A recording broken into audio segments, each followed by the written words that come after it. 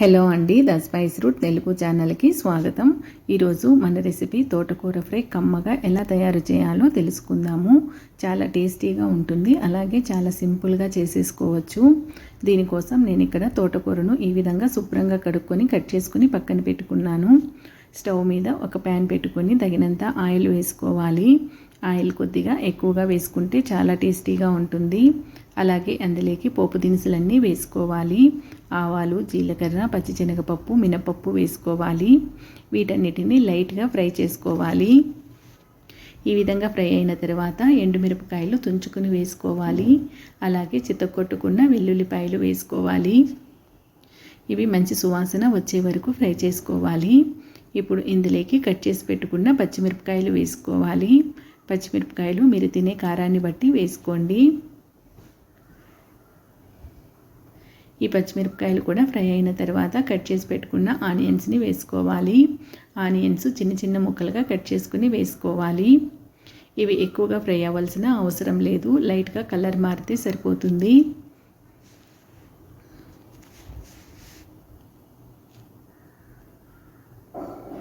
ఆనియన్స్ని ఈ విధంగా కలర్ మారే వరకు ఫ్రై చేసుకున్న తర్వాత మనం కట్ చేసి పెట్టుకున్న తోటకూర ఆకుల్ని వేసుకోవాలి.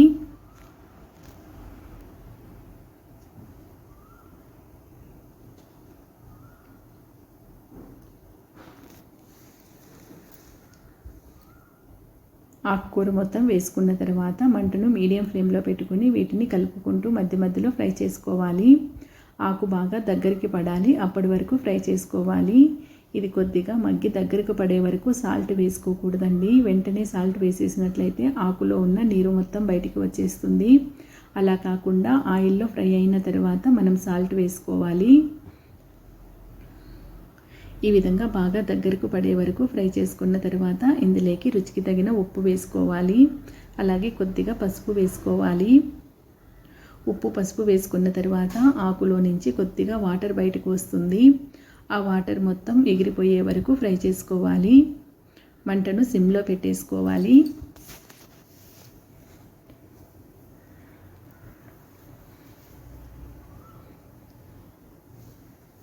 ఈ విధంగా ఆకుకూరలో ఉన్న వాటర్ మొత్తం ఎగిరిపోయిన తర్వాత ఇందులోకి 1/2 స్పూన్ ధనియాల పొడి, అలాగే 1.5 స్పూన్ పల్లీల పొడిని వేసుకోవాలి. ఈ ఆకుకూర ఫ్రైలో పల్లీల పొడి వేసుకుంటే చాలా టేస్టీగా ఉంటుందండి. వేరే కూర ఏమీ అవసరం లేకుండా రైస్లోకి ఈ ఫ్రైని కలుపుకొని తినేసేయచ్చు. పల్లీల పొడిని వేసుకున్న తర్వాత మరొక 2 నిమిషాలు ఫ్రై చేసుకొని స్టవ్ ఆఫ్ చేసేసుకుంటే సరిపోతుందండి. ఎంతో టేస్టీగా ఉండే తోటకూర ఫ్రై రెడీ అయిపోయింది. చాలా సింపుల్గా చేసేసుకోవచ్చు. చూసారు కదా, ఈ తోటకూర ఫ్రై మీకు నచ్చినట్లయితే లైక్ చేయండి, మీ ఫ్రెండ్స్ అండ్ రిలేటివ్స్కి షేర్ చేయండి. అలాగే the spice route Telugu channel